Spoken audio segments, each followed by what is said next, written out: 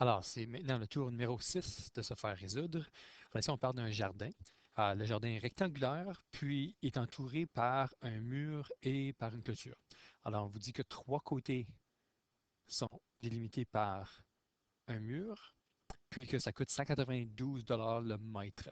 Alors, ça, c'est en briques. Puis moi, j'ai défini la lettre B pour la formule que je vais créer. Puis ensuite, le quatrième côté qui coûte 48 $ le mètre est fait en clôture. Ça, j'utilise la lettre C. Alors, sur mon petit dessin, vous avez marqué que j'ai un rectangle, puis ici, j'ai un côté Y qui est en rouge. Ça, c'est pour représenter la clôture. Puis les trois autres côtés en vert, c'est pour représenter le muret. Alors, si je commence à faire mes formules, la première chose, c'est pour l'air. Alors, l'air, c'est simplement longueur fois largeur. Ça va être x fois y. Maintenant, je dois faire une formule pour le coût. Alors, le coût, c'est la quantité de quelque chose fois combien que ça coûte. Alors, si je fais construire 1 mètre de mur de briques, ça va me coûter 192 $. Si j'en fais construire 2, ça va être 2 mètres. Sauf que j'ai aucune idée de quelle longueur que j'ai. Donc, c'est là que les variables entrent en jeu.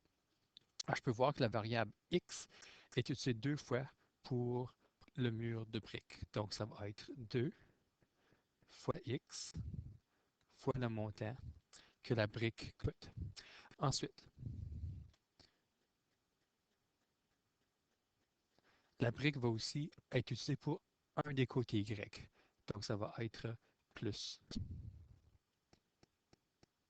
Y fois B. Et finalement, j'ai un côté en clôture qui est l'autre côté Y. Y fois C.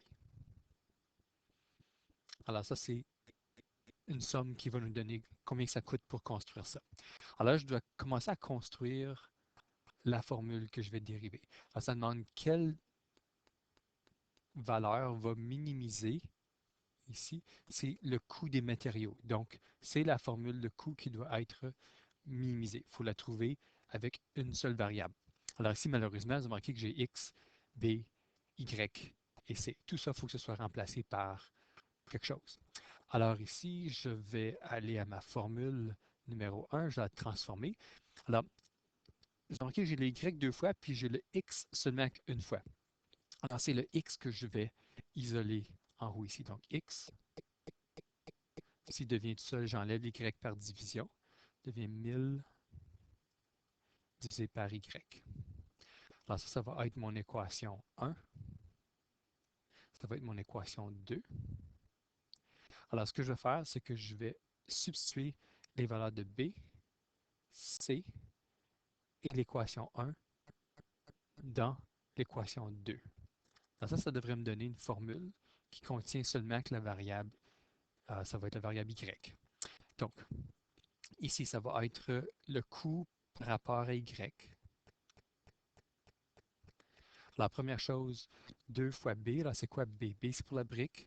Ça vaut 192, donc je vais multiplier 2 fois 192. Alors, ça me donne 384. Puis, au lieu de X, je substitue ça aussi avec la valeur 1000 sur Y.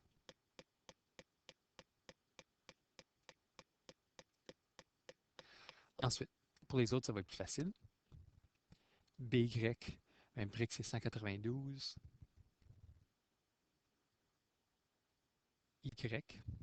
Puis ensuite, pour l'autre côté qui est la clôture, c'est 48. Y. Alors, ça, c'est la formule que je viens de créer. Je vais la simplifier un peu.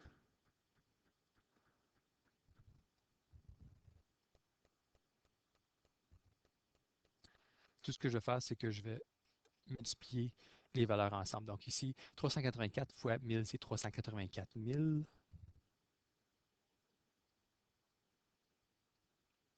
Puis encore, je vais faire ça fois y à l'exposant moins 1 pour que ce soit plus facile à dériver. Et ensuite, j'ai mon 192 plus 48, qui devrait être 240. C'est ça. Plus 240y. Alors, Vous remarquez que j'ai une formule que j'ai combiné toute mon information ensemble. Cette formule-là contient seulement une variable. Maintenant, on est prêt à continuer avec nos connaissances pour minimiser. Alors, la minimisation, c'est un endroit qui a un sommet. Ça veut dire que C' de Y doit égaler 0. Alors, à quoi ça ressemble ça? On va dériver notre valeur de C. Oh, si je fais une erreur, ça c'est encore juste C, c'est pas encore C'. Alors, c'est C', ça va être 384 000 fois négatif 1. Alors, 384 fois négatif 1. Puis ensuite, y à la moins 1, je diminue l'exposant de 1, devient moins 2. Puis tout de suite, je vais écrire divisé par y carré. Ensuite, ici, on va avoir plus 240. Parce que l'exposant est 1. Puis, si on diminue ça de 1, devient 0. Y à la 0, c'est 1, puis on ne l'écrit pas. Ainsi, on ajoute égal 0. Ça, c'est l'équation qu'on doit résoudre. Ça va nous donner notre valeur de y.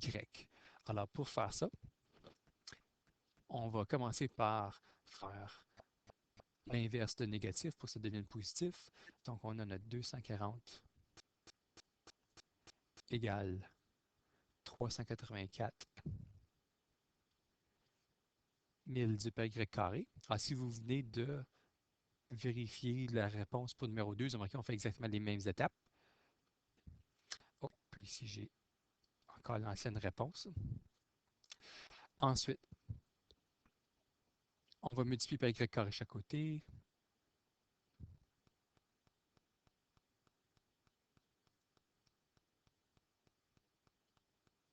À partir d'ici, on s'est débarrassé de l'expression rationnelle. C'est maintenant facile d'isoler la valeur y. Donc, on veut y, on enlève le 240 par division.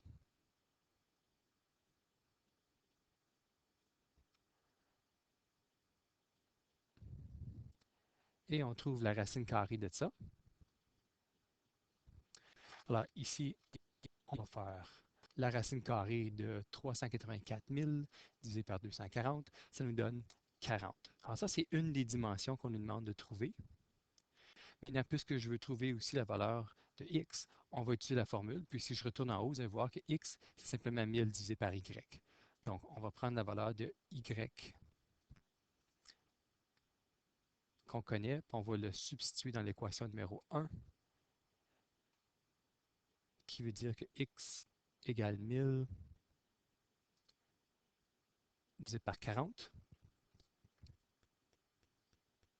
Alors pour faire ça de notre tête, on enlève les zéros en divisant par 10 en haut et en bas, il reste 100 divisé par 4. Ça, c'est simplement 25.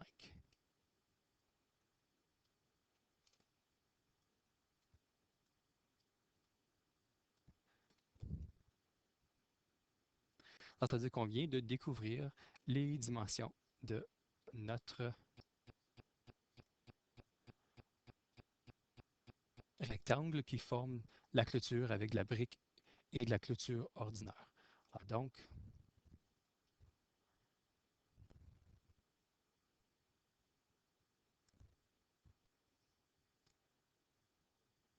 les dimensions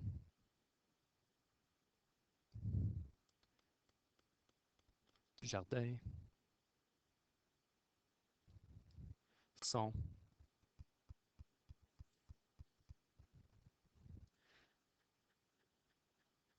25 par 40 en mètres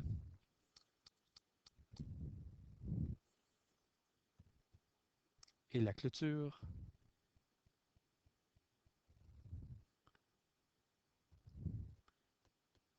est un côté de 40 mètres. Alors ici, comment je fais pour savoir que la clôture c'est 40 mètres? Si je retourne à mon dessin, la valeur de y, c'est le côté rouge ici.